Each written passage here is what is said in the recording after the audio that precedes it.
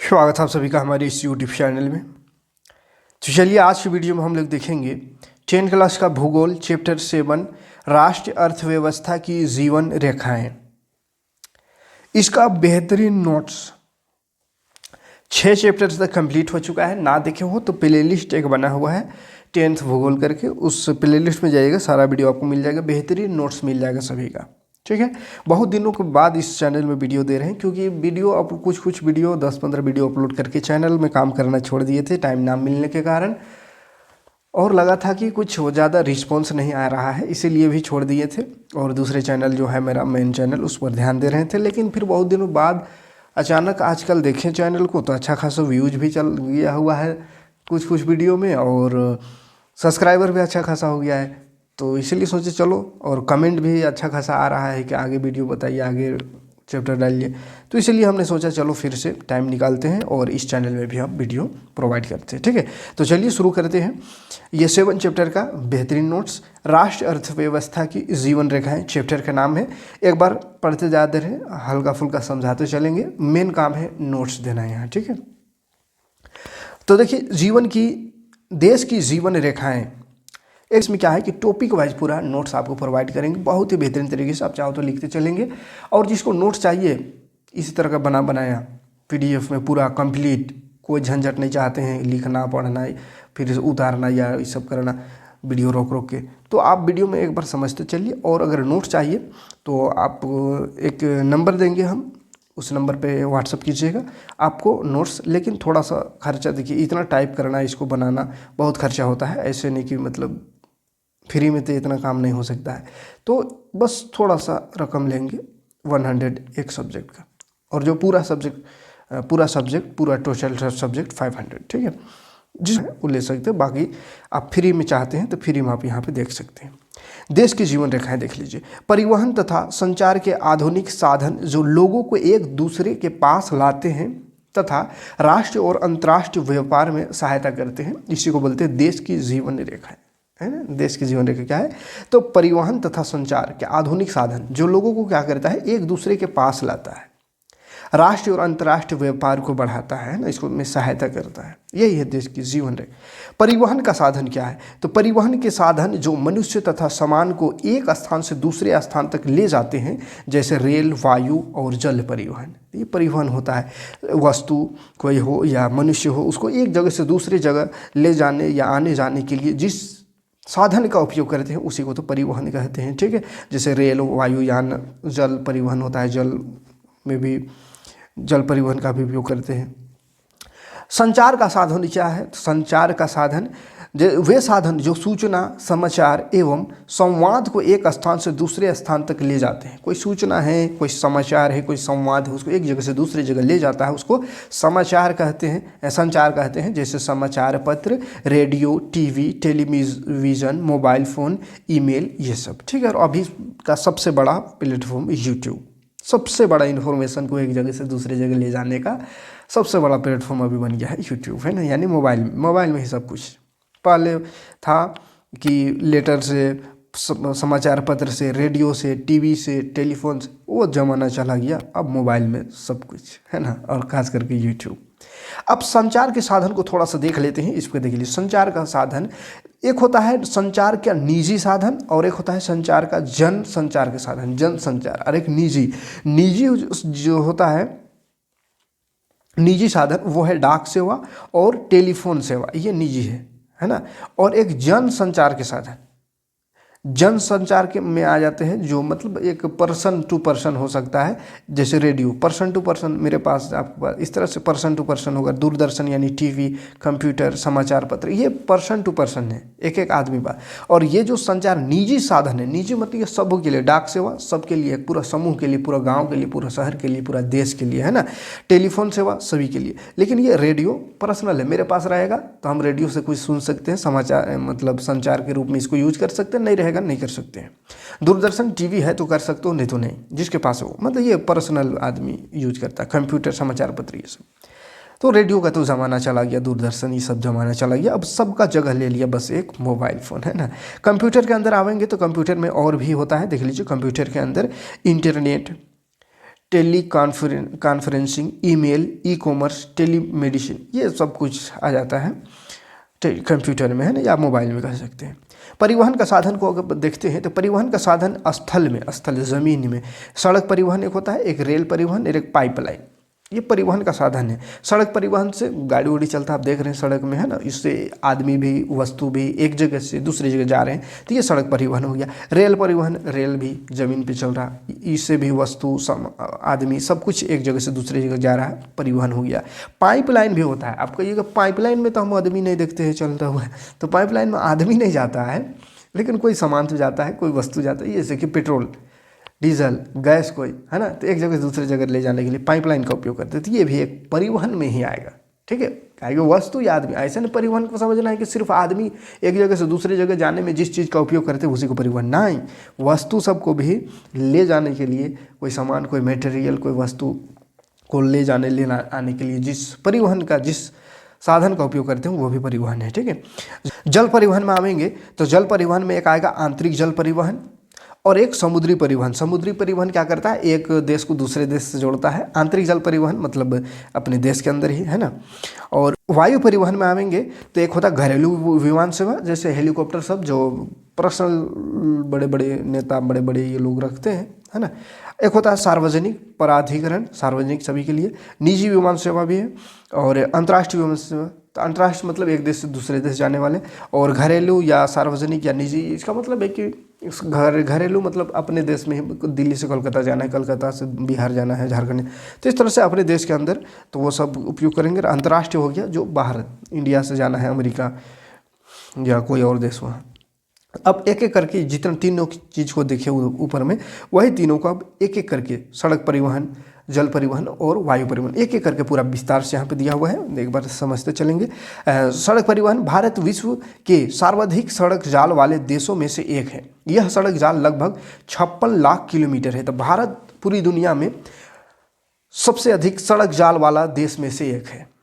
यहाँ का सड़क जो है लगभग 56 लाख किलोमीटर है, पूरा सड़क को अगर जोड़ा जाए।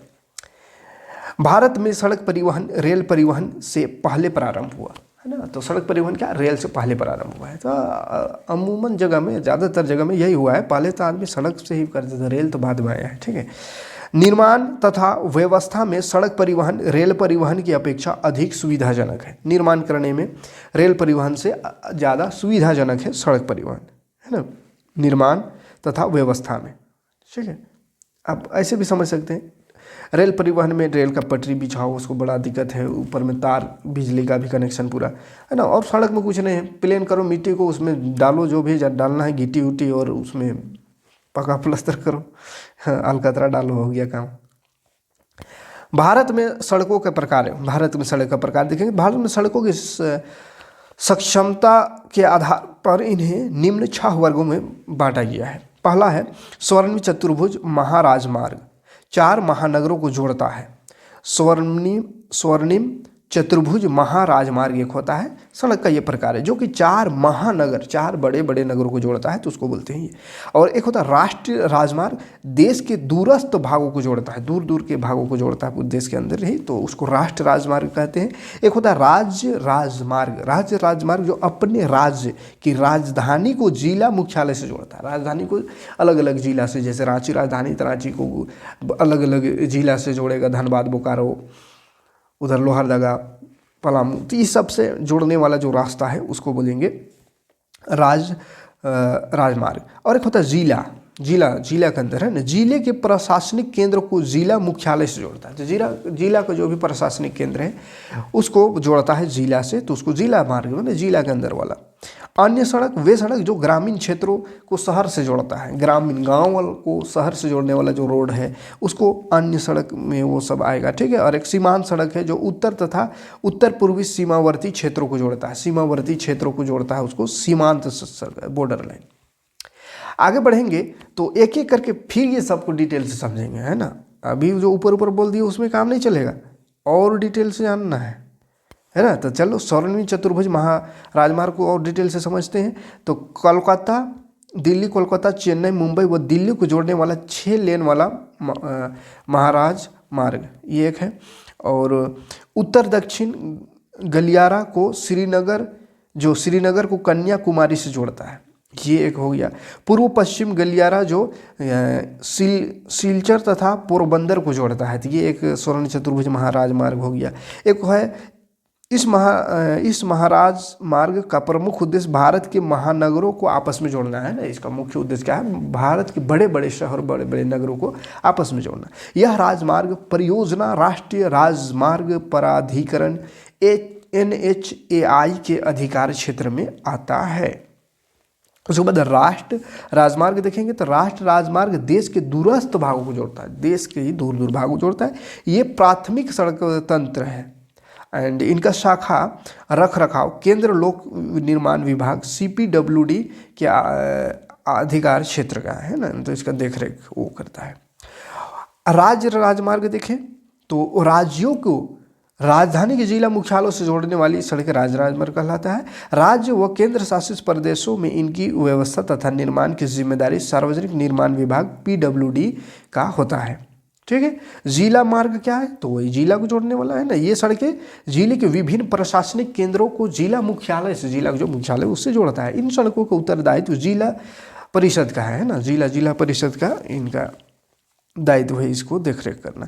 अन्य सड़क का बात करें तो ये सड़कें ग्रामीण व शहरों को जोड़ती है, ग्रामीण को शहरों से जोड़ती है ना। प्रधानमंत्री ग्रामीण सड़क परियोजना के तहत इन सड़कों का विकास को विशेष प्रोत्साहन मिला है।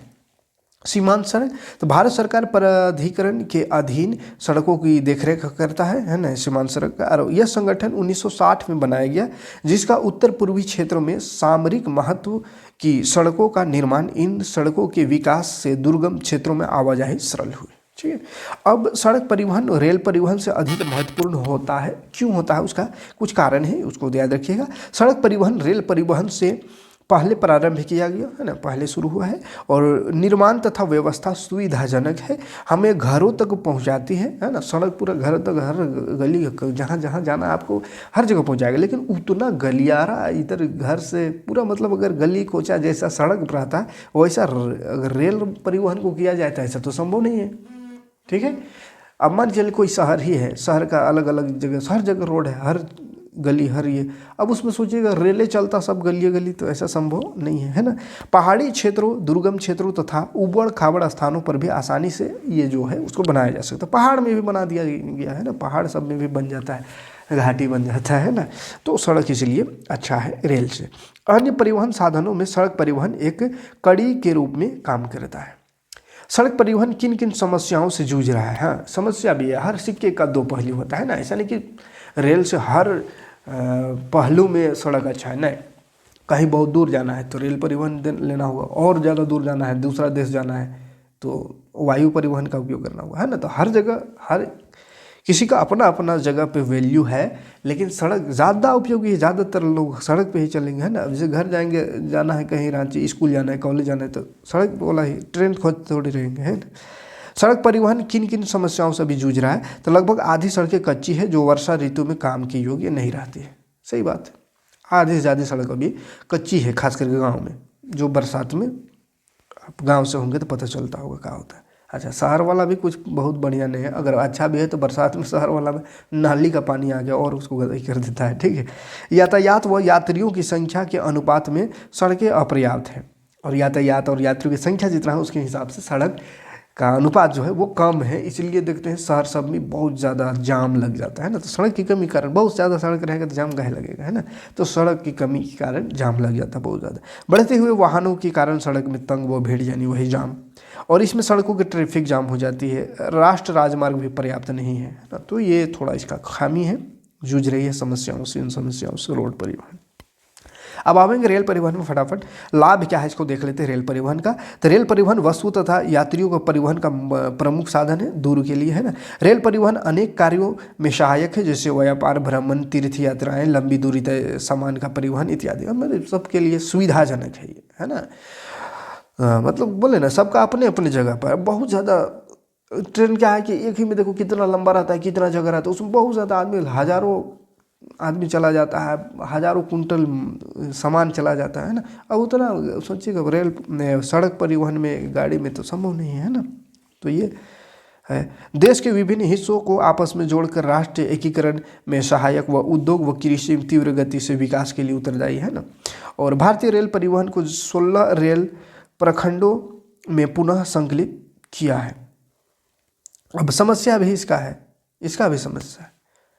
हर चीज़ 100% सही नहीं हो सकता है ना, तो समस्या इसमें भी है। बिना टिकट यात्री करना समस्या है ना, कर ही लेता है। चोरी व रेल की संपत्ति को नुकसान पहुंचाना समस्या है, ये होते रहता है। बिना वजह चेन खींचकर रेल रोकना, ये भी समस्या है। रेलों का समय से ना चलना, ये भी समस्या है सबसे बड़ा का, है ना। रेलों के जाल के असामान्य वितरण का कारण क्या है, इसको देखिए। मैदानी भागों में निर्माण व लागत कम और आसान है, तो रेलों का जाल का असामान्य वितरण है। मैदानी क्षेत्र में ज़्यादा है, पहाड़ी क्षेत्र में कम। क्यों? तो मैदानी भागों में इसका निर्माण व लागत कम है ना, आसान भी है। पर्वतीय भागों में निर्माण कठिन व लागत बहुत अधिक है। पर्वत भाग में पर्वत काटो, पत्थर को उसको बनाना बहुत मुश्किल है। मैदानी भागों में जनसंख्या घनत्व अधिक, मैदानी भाग में जनसंख्या भी ज़्यादा है, जिसके कारण रेलों का जाल बिछा हुआ है, ज़्यादा रेल है, और मतलब रेल का जाल बिछा हुआ। अब पहाड़ी क्षेत्र में गाँव भी कम रहता है, आबादी भी कम रहता है, जैसे झारखंड के पहाड़ी क्षेत्र तरफ है ना, जंगल झाड़, तो उधर आबादी भी कम है, तो ज़रूरत भी कम है, और वहाँ पर ट्रैक बिछाना भी बहुत मुश्किल है। मरुस्थलीय व पठारी भागों में औद्योगिक व कृषि कार्य विकसित न होने के कारण रेलों का घनत्व कम है। और मरुस्थल और पठारी क्षेत्र में भी वही हाल है। मरुस्थल में पूरा बाला खेती ना बाड़ी कुछ नहीं, तो वहाँ पे भी जनसंख्या घनत्व थोड़ा कम होता है ना, तो रेल का जाल जो है वो भी कम है। प्रशासकीय कारणों व सरकारी नीतियों के कारण भी रेलवे का विकास प्रभावित होता है, और सरकार के नीतियों के कारण भी इस पर प्रभाव पड़ता है। अब पाइपलाइन क्या है, इसको भी समझ लेते हैं। पाइपलाइन, पहले शहरों में उद्योगों तथा घरों में पानी पहुंचाने के लिए पाइपलाइन का उपयोग होता था, है। पहले शहरों में उद्योग तथा घरों में पानी पहुंचाने के लिए पाइपलाइन का उपयोग पहले नहीं होता था, मतलब सब जगह हो रहा है ना। अब कच्चे तेल, तो पहले तो पानी का उपयोग होता था पाइपलाइन में, लेकिन अब क्या है, कच्चा तेल, पेट्रोल, प्राकृतिक गैस को शोधनशालाओं, उर्वरक कारखानाओं तथा ताप विद्युत गृह तक पहुंचाने के लिए भी पाइपलाइन का उपयोग किया जा रहा है। ठोस पदार्थ को तरल अवस्था में परिवर्तित करके पहुंचाना है, ठोस को तरल अवस्था में, तो इसमें पाइप का उपयोग किया जा रहा है, ठीक है। महत्वपूर्ण पाइपलाइन और जाल याद रखिएगा। असम से कानपुर तक एक पाइपलाइन है, गुजरात से जालंधर तक, और गुजरात के हजीरा से विजयपुर होते हुए जगदीशपुर तक, ये महत्वपूर्ण पाइपलाइन जाल है। पाइपलाइन परिवहन के लाभ, इसका फ़ायदा क्या है ना, लाभ क्या है उसको देख लेते हैं। तो पाइपलाइनों द्वारा शहरों और उद्योगों में पानी पहुंचाने के साथ गैस, खनिज तेल को एक स्थान से दूसरे स्थान तक पहुंचाया जाता है, और समय की बचत होती है। बीच की चोरी और बर्बादी को रोका जा सकता है ना, बीच में जो चोरी हो सकता है, बर्बादी हो सकता है, उसको रोका जा सकता है, क्योंकि पाइप में अंदर आ रहा है, पाइप से जल्दी चोरी कोई कर नहीं सकता। गाड़ी उड़ी मार है तो कोई चोरी कर सकता है, या खुद ड्राइवर भी कर सकता है, कोई गारंटी नहीं है ना। तो इसमें क्या है, चोरी उरी बर्बादी का भी समस्या कम होता है, ठीक है, और लागत भी कम है। एक बार पाइप बिछा दो, बार बार गाड़ी में ले जाना ले आना में आदमी का खर्च भी है, तेल का खर्च भी है ना, और मतलब संसाधन का बहुत खर्च है। अब इसमें क्या है, पाइप एक बार बिछा दो, सप्लाई हो रहा है, आदमी का भी कमी और संसाधन का भी कम। पाइपलाइन बिछाने के लिए लागत अधिक है, परंतु इसको चलाने की लागत कम है ना। शुरू में अधिक लागत है पाइपलाइन बिछाने में, लेकिन बिछ गया उसके बाद फिर आप बिंदास।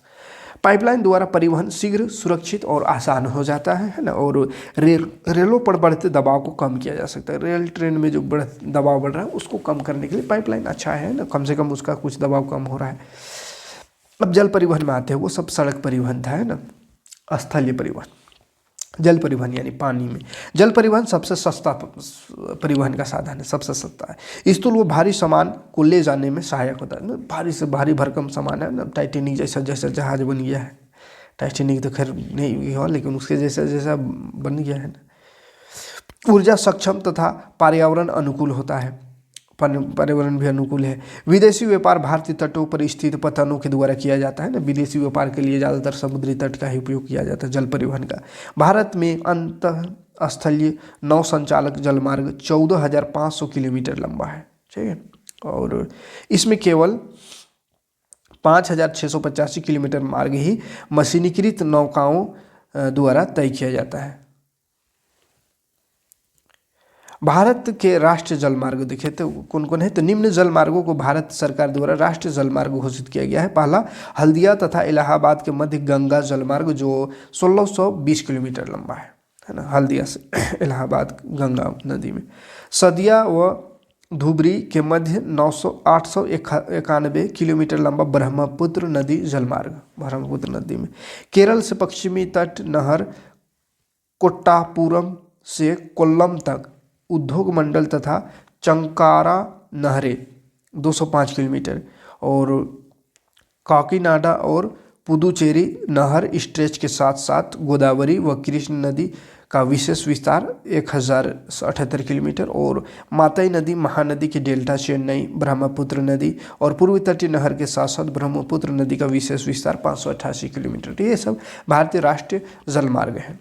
और प्रमुख समुद्री पतन की बात करें तो भारत के 7516.6 किलोमीटर लंबी समुद्री तट रेखा के साथ 12 प्रमुख तथा 200 मध्यम तथा छोटे पतन हैं। ये प्रमुख पतन देश का 95% विदेशी व्यापार संचालित करता है। तो विदेश से जितना व्यापार होता है समुद्री पतन में जलमार्ग द्वारा ही होता है 95%। बाकी 5% बाकी वायुयान और ट्रेन ये सबसे होता है। भारत के प्रमुख पतन का बात करें तो भारत के पश्चिमी घाट के प्रमुख पतन है कांडला दीनदयाल पतन जिसको कहा जाता है। गुजरात में स्थित स्वतंत्रता के बाद विकसित पहला पतन यह एक ज्वारीय पतन है। पहला पतन है स्वतंत्रता के बाद जो ज्वारीय पतन कहा जाता है जिसको। मुंबई पतन एक महाराष्ट्र में स्थित सबसे बड़ा पतन है, और जवाहरलाल नेहरू पतन महाराष्ट्र में स्थित, इसका विकास मुंबई पतन से हुआ है ना, मुंबई पतन से इसका विकास हुआ है। और मारमागाओ पतन ये गोवा में स्थित है। लौह अयस्क के 50% का निर्यात यहाँ से होता है। तो लोहा का जितना निर्यात होता है लौह अयस्क का 50% का निर्यात यहीं गोवा वाला पतन से होता है। और न्यू मंगलोर कर्नाटक में है जो कि कुद्रेमुख के खान से लौह निर्यात करता है। और कोच्चि केरल जो कि लेगून के मुहाने पर स्थित प्राकृतिक पतन है। और भारत के पूर्वी तट की बात करें तो है तूतीकोरम पतन है जो तमिलनाडु में स्थित है, और प्राकृतिक पतन सबसे पुराना कृत्रिम पतन है ना।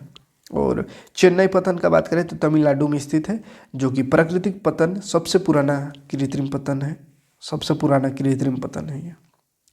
और विशाखापत्तनम पतन ये सेम लिखा गया आंध्र प्रदेश में स्थित है और सबसे गहरा पतन है ये। और पारादीप पतन ये ओडिशा में स्थित है, लौह अयस्क का निर्यात के लिए है। और कोलकाता पतन पश्चिम बंगाल में स्थित है जो कि अंतःस्थलीय नदीय पतन है। और हल्दिया पतन पश्चिम बंगाल में ही है, और ये कोलकाता पर बढ़ते दबाव को कम करने के लिए बनाया गया है। अब आ जाते हैं वायु परिवहन में फटाफट। वायु परिवहन क्या है तो तीव्रतम, आरामदायक और प्रतिष्ठित परिवहन का साधन, सबसे तेज है ना, आरामदायक और प्रतिष्ठित। अति दुर्गम स्थानों जैसे ऊंचे पर्वत, मरुस्थल, घने जंगल व लंबे समुद्री रास्तों को पार करने के लिए है ना। कितना लंबा समुद्र है, जंगल, घना जंगल है, पहाड़ है, क्या है उस हवा में चल रहा है, कोई मतलब नहीं नीचे क्या है, ठीक है। देश के उत्तरी पूर्वी राज्यों के लिए काफ़ी सहायक है। सन 1935 में वायु परिवहन का राष्ट्रीयकरण किया गया। एयर इंडिया अंतर्राष्ट्रीय वायु सेवाएं, जबकि इंडियन एयरलाइंस घरेलू वायु सेवाएं प्रदान करती है ना। तो एयर इंडिया जो है अंतर्राष्ट्रीय यानी दूसरे देश को जोड़ता है, और इंडियन एयरलाइंस जो अपने देश में भारत में ही मुंबई से कलकत्ता से दिल्ली से इधर से उधर है ना, मतलब देश के अंदर इंडियन एयरलाइंस, और विदेश जाना हो तो एयर इंडिया अंतर्राष्ट्रीय वायु ये प्रदान करता है। और प्राकृतिक आपदा के समय राहत पहुंचाने के लिए भी वायुयान बहुत अच्छा साधन है। वायु परिवहन में भी समस्या है, क्या है तो सभी व्यक्तियों को पहुंच में नहीं, महंगा साधन है, सभी व्यक्ति नहीं पहुंच सकते, सभी व्यक्ति ट्रेवल नहीं कर सकते इसमें। और मौसमी परिस्थितियों से जल्दी प्रभावित होता है, मौसम गड़बड़ रहे तो दिक्कत होता है, प्रभावित होता है ना, कई बार मौसम के कारण क्रैश भी हो जाता है। वायु परिवहन का महत्व क्या है तो आरामदायक और साधन है ये, और सभी साधनों के मुकाबले में सबसे तेज है ये, और दुर्गम स्थानों के लिए उपयुक्त, माने कहीं भी जल जाएगा ये, कम समय में दूसरे स्थान पहुंचा देता है, कम समय में है ना, दूर स्थान, ज़्यादा दूर से दूरी, कम स्थानों मतलब कम समय में ज़्यादा तेज, ज़्यादा जल्दी कहीं पहुंचाएगा। और बॉर्डर पर सेना के रख रखाव भोजन सामग्री हेतु महत्वपूर्ण है। अब भारत के कुछ महत्वपूर्ण हवाई अड्डा का बात करें जिसमें मुख्य है राजा सांची अमृतसर पंजाब में, इंदिरा गांधी अंतर्राष्ट्रीय हवाई अड्डा ये नई दिल्ली में, और छत्रपति शिवाजी मुंबई में, और मिनकम्मन चेन्नई में, और नेताजी सुभाष चंद्र बोस कोलकाता में, राजीव गांधी हैदराबाद में। संचार सेवाएं की बात करेंगे अब। संचार सेवा, परिवहन खत्म। संचार में बात करें तो भारत में television, radio, press, film, television आदि द्वारा निजी दूरसंचार और जनसंचार की सुविधा उपलब्ध है। ठीक है, निजी संचार क्या है तो कार्ड व लिफाफा बंद चिट्ठी पहले श्रेणी का डाक समझी जाती है ना। पहले लिफाफा बंद चिट्ठी देकर एक दूसरे का चिट्ठी उठी भेजा जाता था ना।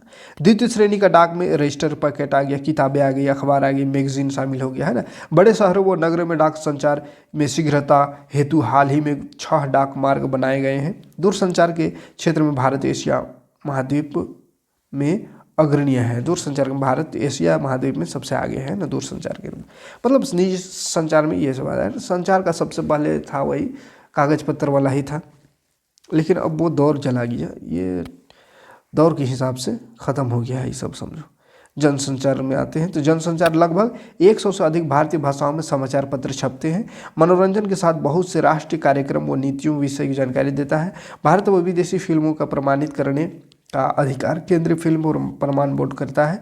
आकाशवाणी राष्ट्रीय, क्षेत्रीय व स्थानीय भाषा में देश के विभिन्न भागों के लिए विविध कार्यक्रम प्रसारित करता है। तो ये सब है संचार, है ना। और जनसंचार के साधनों से होने वाला लाभ का देखा जाए तो स्वास्थ्य, मनोरंजन करता है, राष्ट्रीय कार्यक्रम और नीतियों के बारे में जागरूक करता है, ज्ञानवर्धक भी है। खेल संबंधित कार्यक्रमों में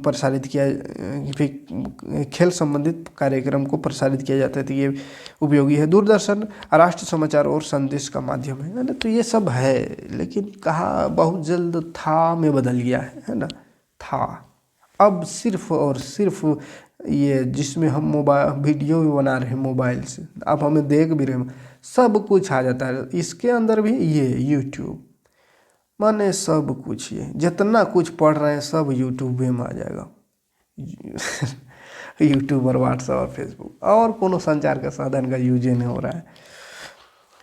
हाँ, पोस्ट का हो रहा है थोड़ा बहुत, है ना, नोटिस भेजने के लिए। व्यापार, लेकिन वो भी अब धीरे धीरे ऑनलाइन डिजिटल होते जा रहा है सब। व्यापार में आते हैं तो राज्यों व देशों में व्यक्तियों के बीच वस्तुओं का आदान प्रदान व्यापार कहलाता है। आयात व निर्यात व्यापार के घटक है। आयात व निर्यात का अंतर ही देश के व्यापार संतुलन को निर्धारित करता है। तो व्यापार माने वही आयात निर्यात, एक देश से दूसरे देश या एक आदमी से दूसरे आदमी वस्तु का आदान प्रदान। अंतर्राष्ट्रीय व्यापार क्या है तो जो दूसरे देश होता है, 2 या 2 से अधिक देशों के बीच वस्तुओं का आदान प्रदान अंतर्राष्ट्रीय व्यापार कहलाता है। देश का 95% व्यापार समुद्र मार्गों से दूर होता है ना। सभी देश का अंतर्राष्ट्रीय व्यापार पर निर्भर है। सभी देश अंतर्राष्ट्रीय व्यापार पर निर्भर है क्योंकि संसाधनों की उपलब्धता क्षेत्रीय है, अर्थात इनका विस्तरण असमान है। तो देखो जितना भी देश है, सब देश विदेशी व्यापार पर ही, अंतर्राष्ट्रीय व्यापार पर ही जिंदा है ना। क्योंकि हर जगह हर कुछ नहीं मिलता है। जैसे झारखंड में कोयला मिलता है तो और हर जगह जरूर नहीं कि कोयला मिलेगा। कहीं पेट्रोल निकल रहा है, दूसरे देश का बात करें तो हर जगह पेट्रोल नहीं निकलता है। कहीं तेल निकल रहा है, कहीं गैस कहीं कुछ निकल रहा है, कहीं सोना निकल रहा है, कहीं चांदी निकल रहा है ना। तो हर जगह वो नहीं, कहीं डायमंड निकल रहा है तो हर जगह तो वो नहीं निकल रहा है ना। खेती बाड़ी में भी आवेंगे तो कहीं धान का खेती हो रहा है, कहीं गेहूँ का हो रहा है, कहीं आलू का हो रहा है, कहीं प्याज का हो रहा है, कहीं सेब खाली हो रहा है। अब झारखंड में कभी देखते हैं कि सेब कश्मीर तरफ है ना। तो मतलब एक जगह देश दूसरे देश, हम जिला अपना राज्य का ही बात कर रहे हैं, अपने ही देश का अलग अलग राज्य का बात कर रहे हैं, लेकिन इसी तरह देश का भी सिचुएशन है। कुछ ही देश में कुछ चीज़ ज़्यादा होता है, किसी में कम होता है। तो एक देश से दूसरे देश तक अगर वस्तुओं का आदान प्रदान ना किया जाए, अंतर्राष्ट्रीय व्यापार ना किया जाए, तो कोई भी देश का आर्थिक स्थिति सही नहीं हो सकता है। ठीक है, क्योंकि अगर सोचेगा कि नहीं हम अपने ही देश में सब कुछ करेंगे, बनाएंगे, जो अपना देश में वही भर यूज करेंगे, दूसरा देश वाला नहीं करेंगे, या अपना देश वाला जो है उसको किसी दूसरे देश को नहीं देंगे, तो फिर गया काम से। दवा सभी, हर दवा को हर देश नहीं बनाता है ना। तो आदान प्रदान जरूरी है, अंतर्राष्ट्रीय व्यापार जरूरी है। व्यापारी कौन है तो जो व्यक्ति उत्पाद को परिवहन द्वारा उपभोक्ताओं तक पहुँचाते हैं वो व्यापारी कहलाता है। ठीक है, और व्यापार संतुलन क्या है तो किसी देश के आयात मूल्य तथा निर्यात मूल्य का अंतर व्यापार संतुलन कहलाता है ना। आयात मूल्य, आयात माने खरीदा बेचा, उसका जो बीच का अंतर। असंतुलित व्यापार क्या है? तो निर्यात की अपेक्षा अधिक आयात असंतुलित व्यापार है। असंतुलित क्या है कि निर्यात जितना को उससे अधिक आयात में खर्चा हो गया। मैंने खरीदे कोई चीज़ को 10 रुपया में और निर्यात बेच दे रहे हैं 8 रुपया में, अधिक कौन सा व्यापारी हुआ? इससे बर्बाद हो गया, चौपटे हो जाएगा, है ना। तो इसी को असंतुलित व्यापार कहते हैं। अंतर्राष्ट्रीय व्यापार व स्थानीय व्यापार में अंतर क्या है? अंतर्राष्ट्रीय और स्थानीय में तो अंतर है, काफ़ी अंतर है। अंतर्राष्ट्रीय मतलब सबसे बड़ा अंतर है कि ये दूसरे देश के बीच है, और स्थानीय व्यापार माने अपने देश के अंदर। तो दो देशों के बीच व्यापार होता है उसको अंतर्राष्ट्रीय व्यापार, और गांव कस्बा शहर के बीच होता है उसको स्थानीय व्यापार। बड़े पैमाने पर किया जाता है अंतर्राष्ट्रीय व्यापार, और छोटे पैमाने पर किया जाता है स्थानीय व्यापार। स्थानीय व्यापार मतलब छोटे पैमाने, जैसे कोई सब्जी सब्जी है या कुछ है तो कम मात्रा में ले जाएगा, 1 कुंटल 2 कुंटल, है ना। अब पूरा ट्रक या पूरा ट्रेनें भर के तो नहीं ले जाएगा, कोई नहीं ले जाते। एक गाड़ी में जो भी हाईवा है, एक हाईवा या एक टर्बो या एक डंपर बालू गिट्टी इधर से उधर हो रहा है अपने देश में, अपने मतलब कस्बा गांव शहर में। अब दूसरा देश को भेजना है, मान के लिए इंडिया से भेजना है अमेरिका, तो ट्रक एक ट्रक नहीं ना भेजते रहेंगे बड़े पैमाने पर वहाँ पे भेजना होगा, है ना। तो बड़े पैमाने पर व्यवहार होता है अंतर्राष्ट्रीय व्यापार में। विदेशी मुद्रा का आदान प्रदान होता है, तो इससे भी बहुत बड़ा फायदा है। विदेशी मुद्रा आ रहा है, अमेरिका का पैसा डॉलर आ रहा है। हम लोग भी यूट्यूब में काम कर रहे हैं तो विदेशी पैसा को भारत ला रहे हैं, डॉलर, अमेरिकी डॉलर ला रहे हैं। तो ये भी एक अंतर्राष्ट्रीय ये विनिमय व्यापार है। देश की पूंजी उसी देश में रहता है, और ये जो देश के अंदर का व्यापार है स्थानीय व्यापार, वो पूंजी अंदर देश का पैसा देश में रहेगा, दूसरे देश का पैसा नहीं आएगा इसमें। पूरे लोकहित में आवश्यकताओं की पूर्ति करता है, पूरी लोकहित में, और ये विशेष क्षेत्र में लोगों को आवश्यकता को पूर्ति करता है स्थानीय व्यापार। आगे बढ़ेंगे थोड़ा सा, देखिए थोड़ा लंबा वीडियो हो रहा है, घबराइए नहीं, है ना, फटाफट बस थोड़ा सा और है। परिवहन तथा संचार के विभिन्न साधनों का अर्थव्यवस्था की जीवन रेखा कहने का कारण क्या है, तो उसको समझ लेती है। परिवहन और संचार जो है विभिन्न साधनों का अर्थव्यवस्था की जीवन रेखा है। सही बात है, परिवहन और बिना संचार का अर्थव्यवस्था चल ही नहीं सकता, है ना। परिवहन तथा संचार के विभिन्न साधन एक दूसरे के पूरक है, एक दूसरे पर डिपेंड है। देश विदेश से दूर स्थित इलाकों में एक दूसरे से मिलाते हैं, यही परिवहन और संचार ही मिलाता है एक दूसरे से बड़े दूर दूर देश को, है ना। राष्ट्रीय और अंतर्राष्ट्रीय पर्यटक को बढ़ावा दे रहा है, बढ़ावा मिलता है इससे। विदेशी मुद्रा की प्राप्ति हो रही है, मैंने वही विदेशी पैसा आ रहा है, डॉलर आ रहा है या और भी आ रहा है, उधर अरब तरफ से आ रहा है, क्या बोलते हैं उसको, क्या चलता है उसमें, दिनार आ रहा है ना। तो और जो भी मुद्रा है अलग अलग जगह का। जीवन आरामदायक व सुविधाजनक हो गया है इससे, है ना, संचार और परिवहन से। सारा देश आपातकाल में एकजुट हो जाते हैं, कुछ हुआ तो एकजुट पूरा देश हो जाता है, ठीक है, कहीं भी कुछ हुआ तो पता चल जाता है। पर्यटक एक व्यापार के रूप में, ये भी देख ले, पर्यटक माने पर्यटक आते देख रहे हैं, घूमने फिरने के लिए लोग आते जाते हैं, तो ये भी एक बहुत बड़ा व्यापार बन गया है, व्यापार, है ना। तो लगभग 150 लाख लोग पर्यटन व्यवसाय में लगे हुए, पर्यटन व्यवसाय में 150 लाख लोग लगे हुए हैं ना, इसको व्यापार की तरफ अपना व्यापारी मतलब ये व्यापार कर रहे हैं इसका। पर्यटक उद्योग राष्ट्रीय एकता को बढ़ावा देता है, इससे क्या हो रहा है, राष्ट्रीय एकता हो रहा है, बढ़ावा मिल रहा है ना। एक देश से दूसरे देश के लोग आ रहे हैं, मिल रहे हैं, जुड़ रहे, देख रहे हैं वहाँ का, है ना। तो क्या हो रहा है, मिलन जुलन हो रहा है, यानी एकता बढ़ रही है ना। वह स्थानीय हस्तकला व संस्कृत उद्यमों का विकास करता है। भारत की कला संस्कृति ऐतिहासिक धरोहर से विदेशी लोगों को परिचित करवाता है, एक व्यापार के रूप में काम करता है। दुनिया भर में विदेशी नागरिक भारत आते हैं ना, तो ये पर्यटक स्थल जो है, पर्यटक जो है, ये भी बहुत बड़ा व्यापार है, जिससे बाहर के लोग आ रहे हैं तो उससे संबंध अच्छा बन रहा है। वो लोग आकर के हमारे संस्कृति, हमारे रहन सहन, हमारे ऐतिहासिक धरोहर, ये सबको देख रहे हैं, जान रहे हैं ना। तो या हम कहीं जा रहे हैं, इंडिया का लोग, वो लोग जान रहा है उस देश को, है ना। तो सभी एक दूसरे को के साथ एकता का बढ़ावा दे रहा है ये पर्यटक विभाग, और बहुत बड़ा व्यापार का कारण, यानी पैसा भी इससे बहुत ज़्यादा मिल रहा है ना। पर्यटक के नए रूप देखा जाए तो विरासत पर्यटन, सांस्कृतिक पर्यटन, चिकित्सा पर्यटन, पारी पर्यटन, रोमांचकारी पर्यटन, व्यापारिक पर्यटन, ये सब अलग अलग रूप है, नए रूप है। प्रत्येक वर्ष भारत में 26 लाख से अधिक विदेशी पर्यटक आते हैं। भारत में खाली 26 लाख लोग हर साल आते हैं, है ना, विदेश से घूमने। तो 26 लाख लोग आ रहे हैं, तो कितना करोड़ों पैसा यहाँ हर साल दे के चले जा रहे हैं लोग, है ना। तो पर्यटक एक उद्योग या व्यापार के रूप में अर्थव्यवस्था के विकास में किस प्रकार सहायक है। तो पिछले कुछ वर्षों में भारत के पर्यटक उद्योग में महत्वपूर्ण वृद्धि हुई है। 150 लाख से अधिक लोग इस उद्योग में लगे हुए हैं। स्थानीय हस्तकला और सांस्कृतिक उद्योग में विकास का अवसर प्राप्त हुआ, विदेशी मुद्रा प्राप्त हुई, राष्ट्रीय एकता का बढ़ावा मिला, है ना। तो इस तरह से होता है। तो पैसा या व्यापार जो है बहुत बड़ा व्यापार है ये पर्यटक। आप ऐसे देखिए जैसे भारत के लोग अगर अमेरिका जाते हैं, एक एक चीज़ को जो यहाँ पे आपको 1000 में 800 मिलेगा, वहाँ लाखों रुपया देना पड़ता है। तो इतना इतना पैसा हम दे के आ रहे हैं उसको, तो उसका बढ़ रहा है पैसा, मुद्रा बढ़ रहा है, ठीक है। वहाँ से लोग आ रहे हैं, यहाँ डॉलर दे के जा रहे हैं यहाँ पे। तो मतलब क्या है कि व्यापार बहुत बड़ा है पर्यटक में। कहीं घूमने जा रहा है तो चुपचाप 8 दिन के लिए भी गए कहीं, तो ऐसे थोड़ी 8 दिन तो भूखे रहेगा, खावे करेगा। 8 दिन का खाना थोड़ी लेके इंडिया से जाएगा कोई अमेरिका, या अमेरिका का कोई आएगा तो पूरा 8 दिन का खाना ले गए। आगे खाएगा तो भारत के चीज़ों को ही खाएगा। तो यहाँ का होटल, यहाँ का दुकान ही उसको पैसा मिल रहा है। घूमेगा तो यहीं का गाड़ी, वहाँ से तो गाड़ी मोटरसाइकिल लेके नहीं आएगा, है।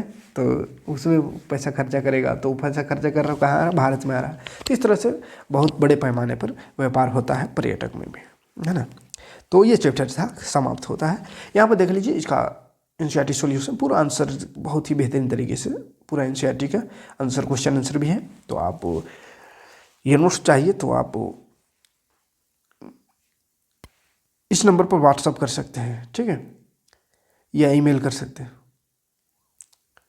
इस नंबर पर व्हाट्सअप करें, 100 रुपीज़ में आपको पूरा नोट्स मिल जाएगा एक सब्जेक्ट का, और टोटल सब्जेक्ट 500, जिसमें मैथ, साइंस, हिंदी, इंग्लिश सब रहेगा, सोशल साइंस सब, ठीक है।